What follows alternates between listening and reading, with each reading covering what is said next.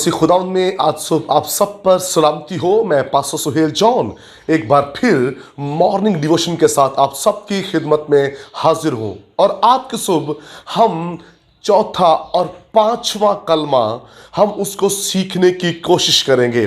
मेरे बहनों भाइयों, चौथे कलमे के अंदर हमें नजर आता है खुदावंद यीशु मसीह सलीब पर कह रहे हैं, ऐ खुदा तूने मुझे क्यों छोड़ दिया।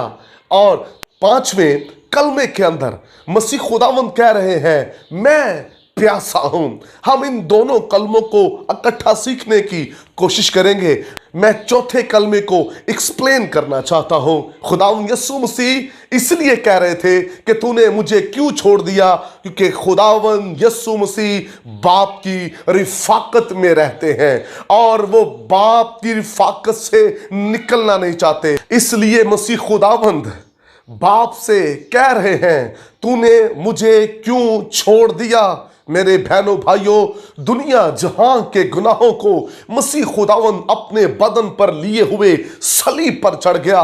मसीह खुदावंद ने अपने आप को जहां के लिए पेश कर दिया और वो जो गंदगी और गुनाहों का प्याला था, इंसानों की गंदगी और गुनाहों का, वो मसीह खुदावंद ने उठा लिया, पी लिया और आपके और मेरे गुनाहों को अपने बदन पर ले लिया ताकि आप और मैं हमेशा की जिंदगी पाए। मेरे बहनों भाइयों, कुछ लोग कलमों में जब इबादत होती हैं बड़े अफसुर्दा होकर, इमोशनल होकर आंसू बहा रहे होते हैं।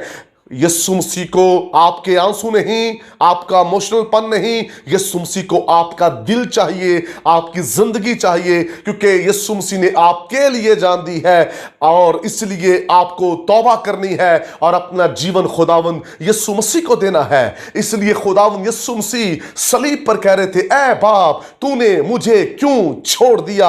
और जब आप पांचवें कलमे की तरफ जाएंगे तो पांचवें कलमे में मसीह खुदावंद बयान कर रहे हैं, मैं प्यासा हूं। मेरे बहनों भाइयों, इसमें बहुत से लोग अलग अलग राय पेश करते हैं, लेकिन मैं समझता हूं मसीह खुदावंद उस चौथे कलमे के अंदर जो रिफाकत टूटी, जहां बाप छोड़ रहा है, पांचवें कलमे में वो उसी रिफाकत की बात कर रहा है, मैं प्यासा हूं। यूं लगता है मसीह खुदावंद चाहते हैं वो बाप से रिफाकत करें, वो बाप से मुलाकात करें, वो बाप से मिलना चाहते हैं, वो बाप से रिफाकत रखना चाहते हैं। आइए इस रिफाकत के ताल्लुक से, बाप से मिलने के ताल्लुक से हम एक हवाला देखते हैं। ज़बूर 52 और उसकी वर्स 2 को देखेंगे।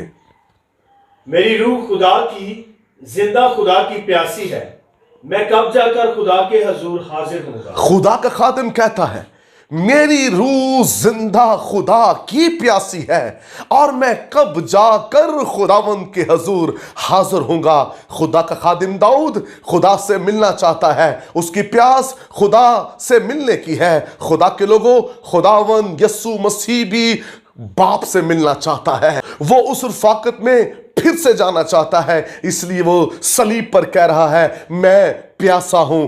पांचवें कलमे के अंदर, चौथे कलमे के अंदर खुदा छोड़ रहा है, लेकिन पांचवें कलमे में मसीह उस प्यास, उस पैशन को, उस फीलिंग को एक्सप्लेन कर रहे हैं कि मुझे बाप से रिफाकत करनी है, मैं कब बाप से जाकर मिलूंगा।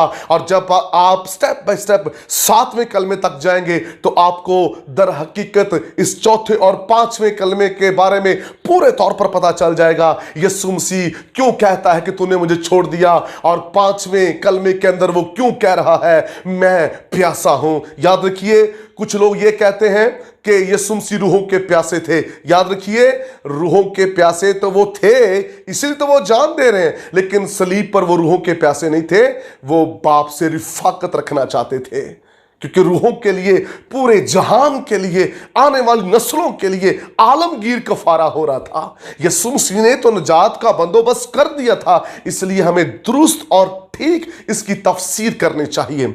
इसलिए खुदावंद यीशु मसीह बाप से मिलना चाहते हैं। चौथे कलमे में रिफाकत टूट रही है, वो पांचवें कलमे में इल्तिजा कर रहा है, दरख्वास्त कर रहा है, मैं प्यासा हूं। खुदा के लोगों, वो तो पानियों पर चलने वाला है।